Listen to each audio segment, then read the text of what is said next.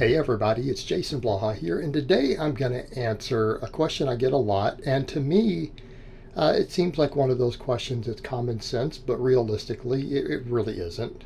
I've just got a lot of experience at this, and so I see some things as common sense that, if I'm going to be honest, really aren't, and that's okay, so we should cover those things. And that's, how often should we rotate accessory movements? All right. Really, there's a few different answers to look at. There's a few different ways you can look at it. I have 3 standard rules. Number 1, we rotate them if we see any signs of overuse starting or inflammation. Number 2, when we stall on progress on them, right? Or number 3, we can just rotate them at intervals. I have a lot of lifters who I just change their stuff every 3 weeks, right? Nothing wrong with any of those approaches. Nothing wrong with those. And, the 3-week rule is a good general guideline. It's a good general guideline. We don't have to follow it. I mean, we could use the same supplemental lift for 6 months straight sometimes without problems, can't we? Yeah, of course we can. So, 3 weeks. Why 3 weeks? Well, because we tend to do stuff in 3-week waves anyways. For example, like you guys have seen me do where I do 3-week waves of sumo speed pulls and 3-week waves of conventional speed pulls. Right? We might do 3 weeks of bands and then 3 weeks of chains on the speed work. So if we're taking that approach, we're doing a lot of stuff already in 3-week waves, which in standard block periodization would be standard mesocycles, which I don't use. But, we get the idea that it takes the body 3 weeks sometimes to fully acclimate to something. And so oftentimes programming is done in 3-week waves because of that, right? Just like if you, as Louis Simmons always says, if you max on the same lift 3 weeks in a row, you will regress on it. So we could take that approach, and I don't think there's anything wrong with it as a baseline. There's absolutely nothing wrong with it as a baseline rule. However, sometimes we have certain lifts that we really, really need. Like, for example, you see me doing chin-ups up there in the background. I've set certain goals where I have strength levels I want to reach on a chin-up.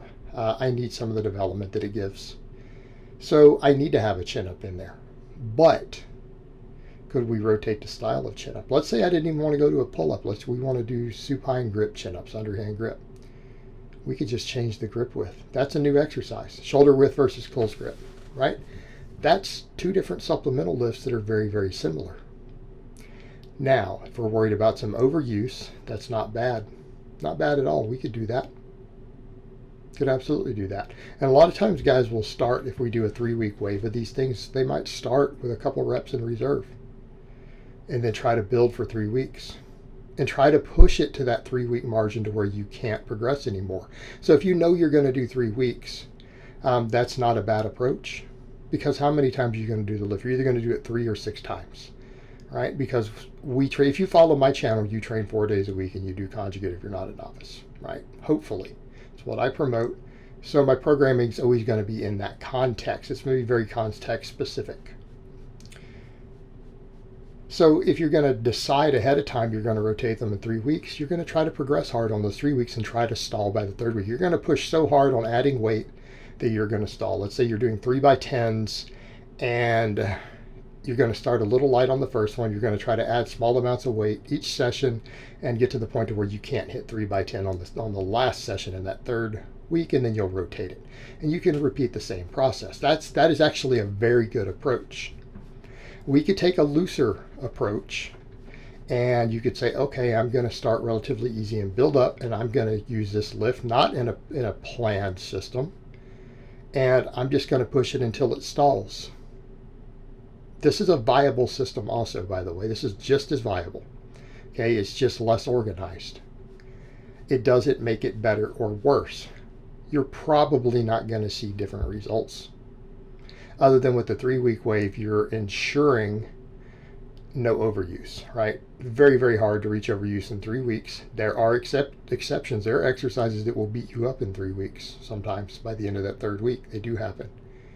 How about skull crushers will do that? Yep. So can things like illegal wide bench. So those exist. So your other option though is to just push a lift until it stalls, and then you say, you know what, it's stalled, I can't get any stronger on it, I can't get my 10 rep sets up, I try dropping to 8s, those stalled, and I'm going to swap it for another lift in the same slot that does a similar job. All right, you might have been doing closed grip bench and that's not working anymore, so you go over to dumbbell bench. Has a lot of similarities.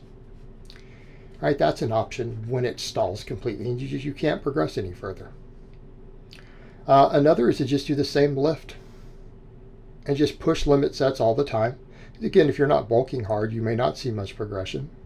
You didn't up the dose pro, you didn't do anything like that. Progress will be slow, especially if you're not a noob. You can take a lift until it starts to get some inflammation. And that's something I do again with a lot of my lifters. We will do the rows that way, and if they start to see any inflammation in their forearms or other stuff, we'll take them from a regular row, pin leg row, shoulder width out to a snatch grip. Right? This is for people who don't have a lot of equipment. I'll do the same thing with their chin-ups and pull-ups. Some of my guys, they start to get hand pain and stuff from too much pronated grip stuff. So we'll switch them to supine grip. And I might do that, or I might take them to supine grip rows if they're having some hand pain there. Some of my skinnier guys run into a lot of those tendon problems once they bulk. It's very common. So we have to rotate movements based on just things like hand pain. We start seeing signs of overuse, you rotate them. The thing to remember with this approach, you probably want to put a lot of focus into movements that do not cause overuse as quickly. What do we mean? Well, actually, a regular pin leg row, pretty slow to create overuse. I've run guys 6 months straight doing nothing but a standard pin leg row, and they don't get overuse problems oftentimes. Some of them do. Then you've got to adjust it.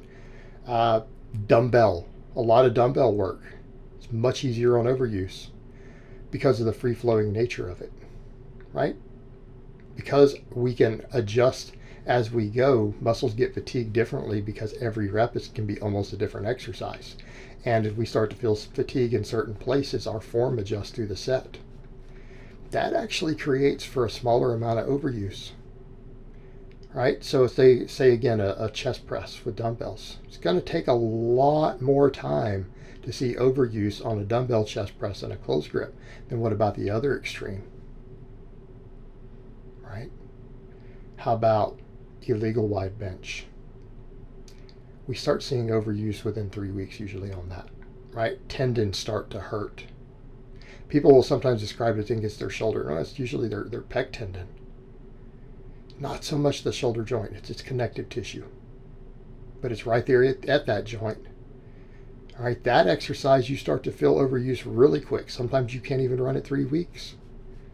So we could compare the same thing for triceps. You could have these extensions like I'm doing with dumbbells. These are very easy on your tendons and elbow tendons. A skull crusher with a bar to your face, very hard on those tendons of the elbow. Some guys start seeing overuse after 4 workouts. 2 hard weeks, they'll start getting tendon inflammation. You need to rotate it out. Okay, so we could just take an exercise till it reaches overuse, right? So then you could rotate something like the skull crushers with these dumbbell extensions. The dumbbell extensions you could probably do for months before you experience any of that, possibly indefinitely. Skull crushers could need to rotate them by the end of the 2nd week. So that's also an option. And you can just push general limit sets on a lot of these. Right? That is an option. So there's no set answer. And all of these approaches I've given are perfectly viable. They can all get good results. Just put some thought into it. All right, guys, but that's really all I have to say on that today. I hope it's been informative, and I will talk to you guys next time.